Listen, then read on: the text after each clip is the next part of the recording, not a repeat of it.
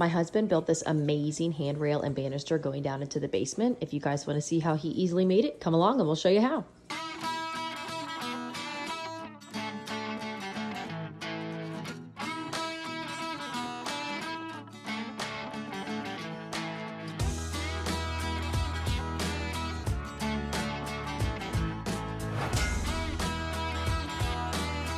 Okay, we got our Newel post installed here.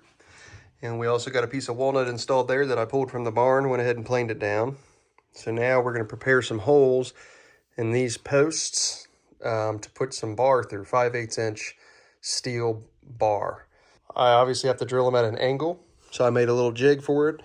I just drilled a hole through a 2x4 and then I cut a 49-degree angle in it.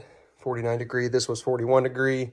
Subtract that from 90 degree and then you'll get that. So it should sit in here without any gaps or anything, but I got a piece of drywall down there hindering mine.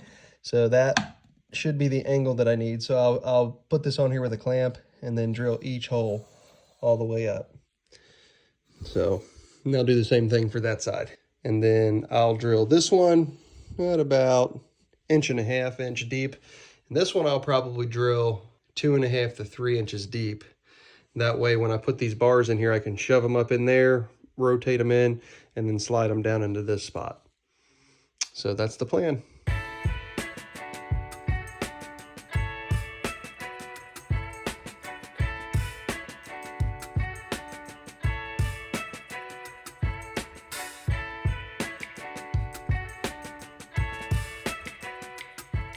Okay, so I got those holes drilled.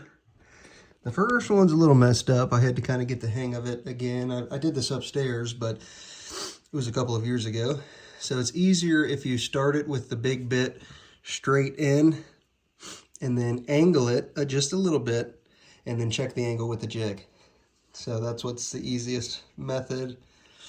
So I got that side done. Now I just got to do this side. Okay, we got the 5/8 inch rods here. This is what's going to go underneath the railings. And I got to cut them down to about 42.5. So I'm going to go ahead and do that. I'm going to start with these over here because these aren't painted yet. I need to put some paint on it, let it dry. So by the time I get everything done cut, hopefully those are dry enough to mess with. So.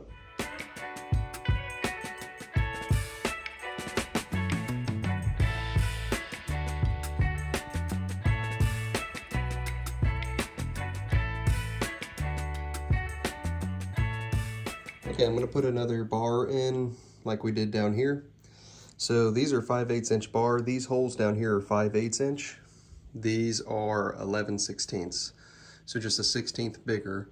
And that's because we kind of have to put these in at an angle to slide up in there and then to slide them down in this hole. See if I can demonstrate it here. It's not real easy, but considering what kind of look you get and for little money, it's worth it. Just kind of twist a little bit. All right, I need to go a little more. All right. So I've got it up in there. You can see I got it up in here and it's still hanging down here.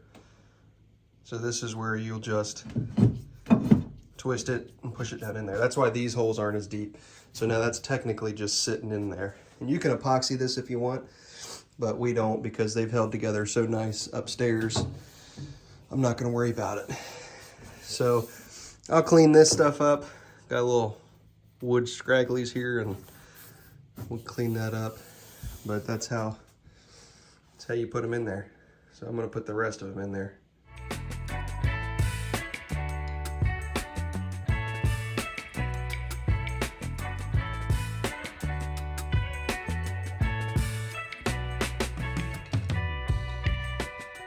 We're going to go ahead and cut this piece of walnut for the handrail on the steps. So we wanted to keep it walnut since the post is walnut.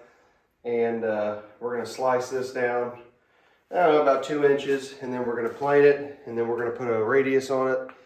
And then sand it. And it should be good. Nothing special. Just a real simple handrail design.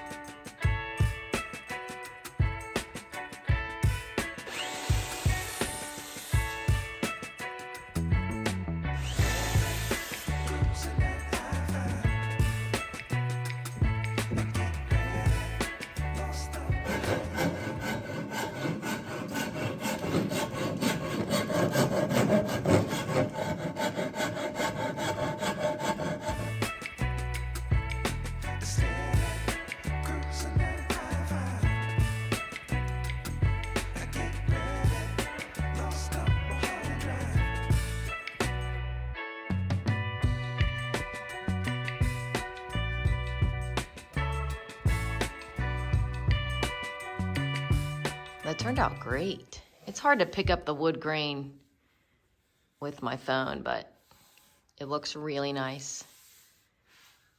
We'll take some sandpaper and go over the top one more time once we get it installed.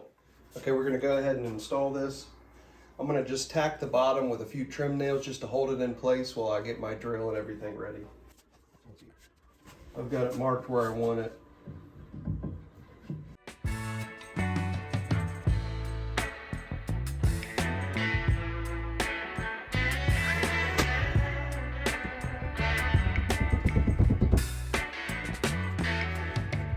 Now I have it where I want it.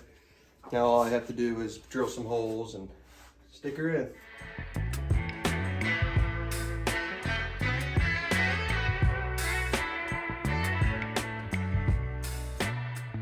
Good morning. James is at work today, so I'm going to work on sanding and polyurethane and finishing the post here in our basement and surprise him when he gets home. So I'm going to sand it down first. I'm going to start with this 100 grit to really sand it down good. Then I'll move to the 150 and finish it off with the 220. This here is going to need a decent amount of sanding.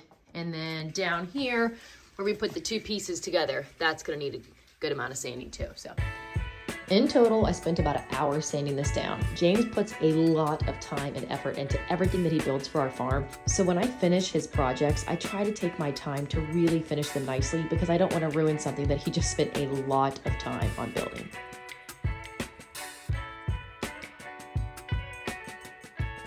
Look at my little helper, but the sanding is done. Man, that took a long time, but I don't think you're even going to be able to tell that this is two different posts when it's done because it's pretty daggone smooth. If you look really closely, you can still see the line, but honestly, it's really hard to see and it's completely smooth when you feel it. So I think we'll be good. Hi, buddy. Here I'm just vacuuming everything so that there's no sawdust to blow up onto the wood when I put in the polyurethane on it. And then I'm wiping everything down real good just to make sure that there's no sawdust on anything. This is the clear coat that I'll be putting on the wood. I love this stuff. I put it on the hardwood steps in our farmhouse and it has held up really well.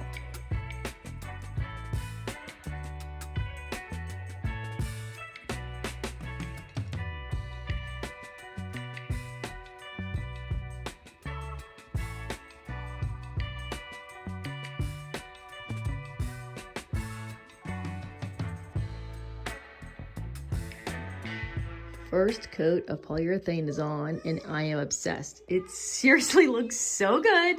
James did such a good job on this. You can't even really tell that there's two separate posts down there. Coming up this way, I mean, the color is just amazing. I love walnut wood. You don't have to add any stain to it. It just naturally has that beautiful color. And it's done. I sanded it down lightly and put a second coat of polyurethane on it. And it turned out fantastic. Let me get up closer. James did such a good job on this. I absolutely love it.